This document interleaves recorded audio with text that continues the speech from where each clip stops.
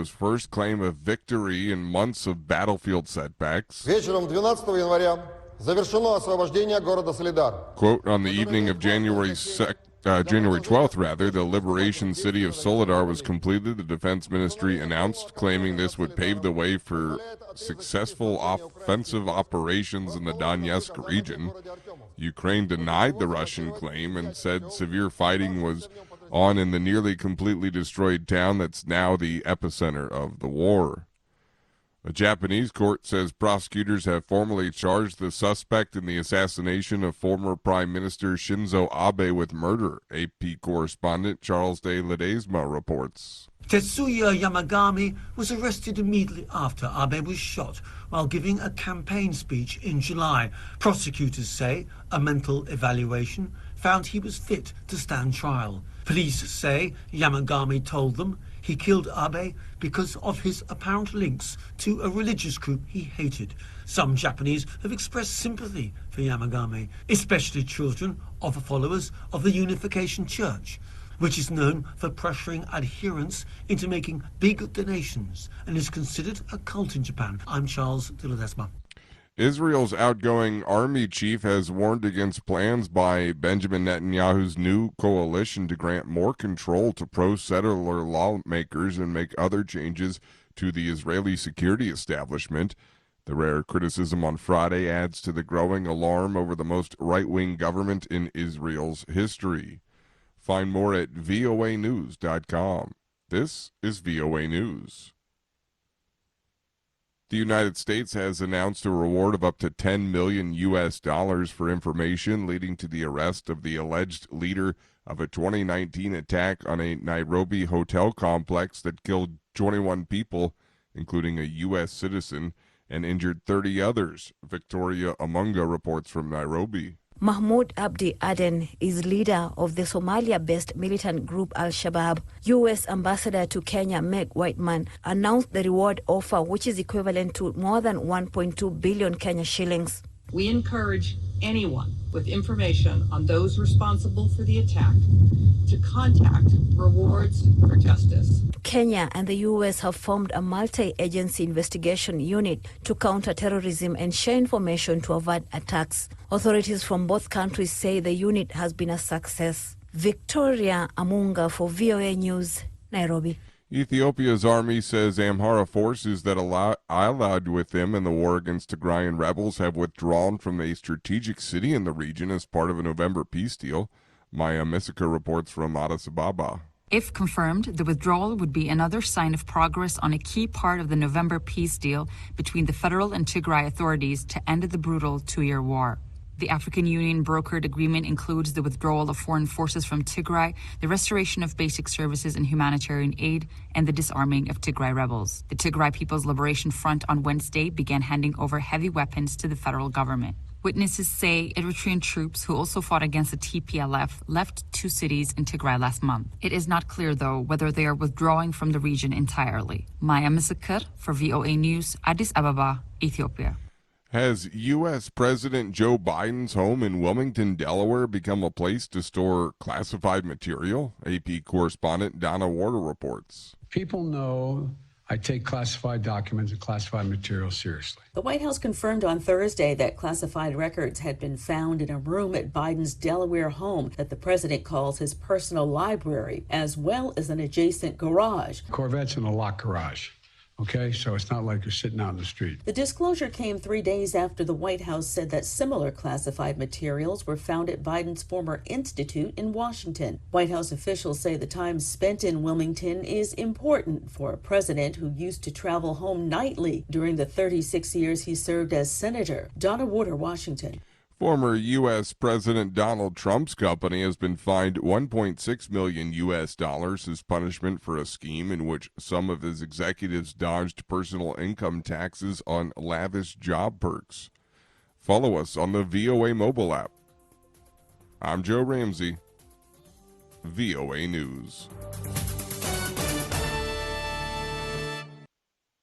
Music now, VOA 1.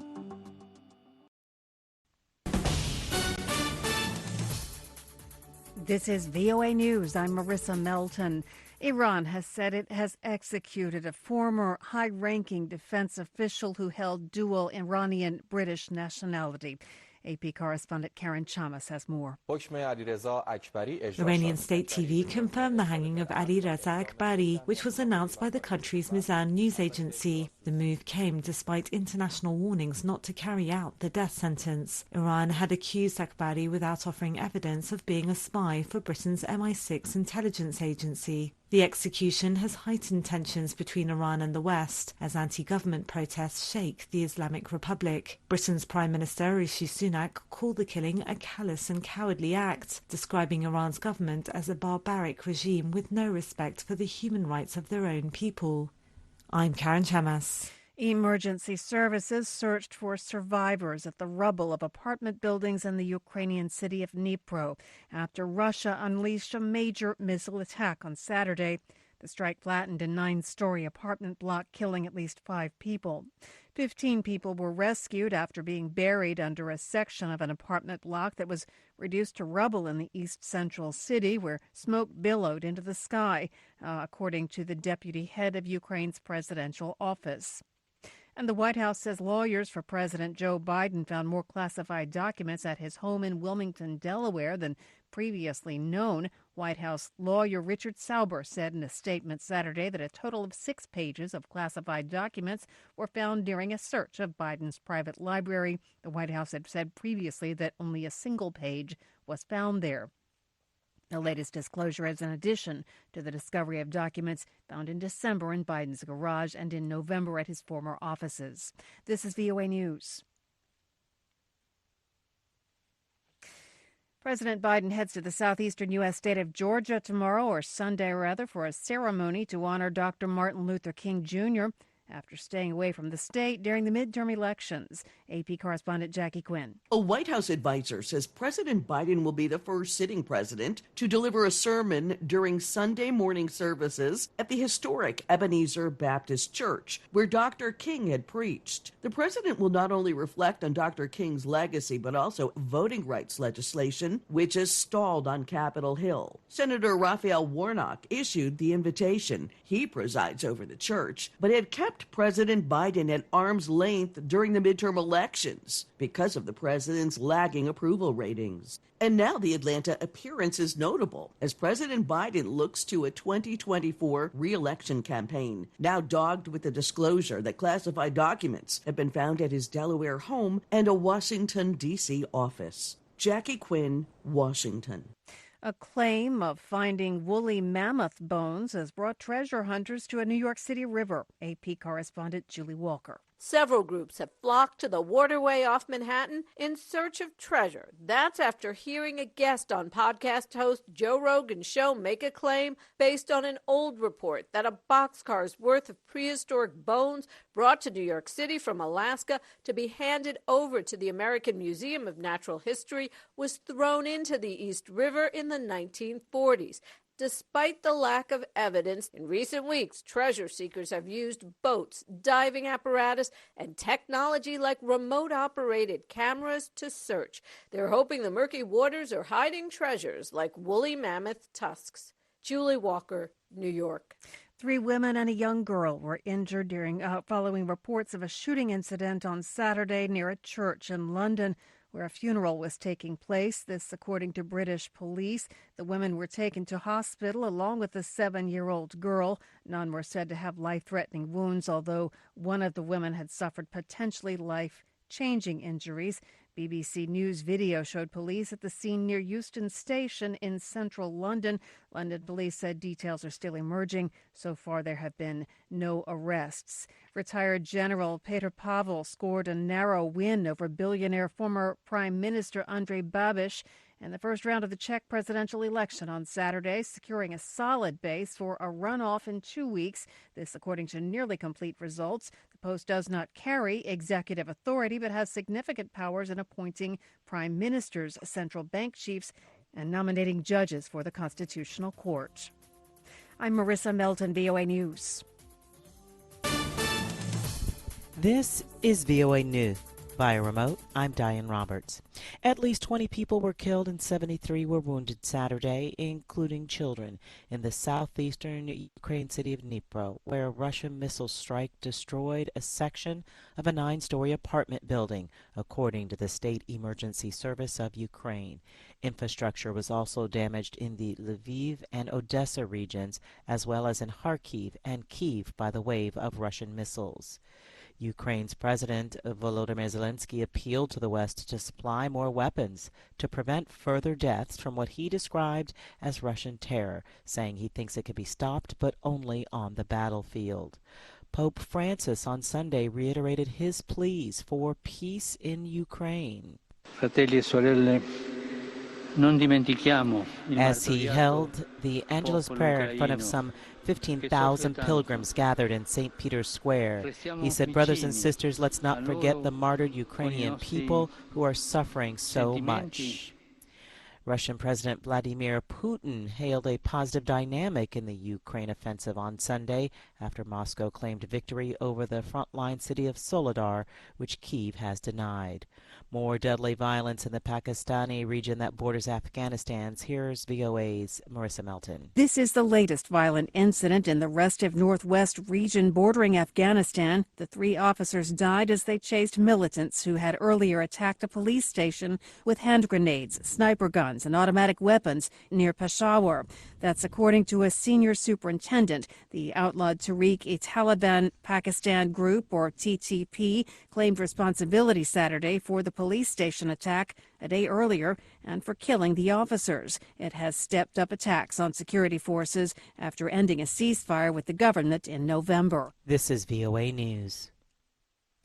A small passenger plane of Yeti Airlines crashed near Pokhara International Airport in Nepal on Sunday, killing at least 44 people. The twin-engine aircraft was carrying 72 people, including 2 infants, 4 crew members, and 15 foreign nationals, the airline's spokesperson said in a statement. Officials said the weather was clear at the time of the accident, and they expected to recover more bodies from the wreckage of the aircraft. The new international airport there in Pokhara began operations just 2 weeks ago. South Korean President Yoon Suk-yeol has received an honor guard welcome on a trip to the United Arab Emirates. VOA's Tommy McNeil has more. The UAE is where Seoul hopes to expand its military sales while finishing its construction of the Arabian Peninsula's first nuclear power plant. Yoon's visit, which began Saturday, comes as South Korea conducts business deals worth billions of dollars and stations special forces troops to defend the UAE, an arrangement that drew criticism under his liberal predecessor. Now, however, it appears a conservative leader wants to double down on those military links, even as tensions with neighboring Iran already has seen Tehran seize a South Korean oil tanker in recent years. Tommy McNeil, VOA News, Washington. U.S. President Joe Biden's lawyers say they have found even more classified documents than first reported at the president's private home in the U.S. state of Delaware. Here's AP correspondent Jackie Quinn. White House lawyer Richard Sauber now says 6 pages of classified documents were found at President Biden's home in Wilmington, Delaware, 5 more than first reported. That's in addition to the documents found in December in the president's garage and in November at his former offices in Washington, D.C. Sauber says the reason for the difference is that Biden's personal lawyers who don't have security clearances stopped their search after they found the first page in Wilmington. He says he personally found the additional material Thursday while facilitating their retrieval by the Justice Department. The apparent mishandling of classified documents and records from the Obama administration is now under investigation by a newly appointed special counsel. Jackie Quinn, Washington. The Taliban's ban on female aid workers is posing one of the biggest policy changes over Afghanistan for the United States and other countries since the American military withdrawal in 2021 opened the door for the Taliban takeover. Those nations face the difficult task of crafting an international response that neither further worsens the plight of millions of aid-dependent Afghans nor caves to the Taliban's crackdown on women. Diane Roberts, VOA News.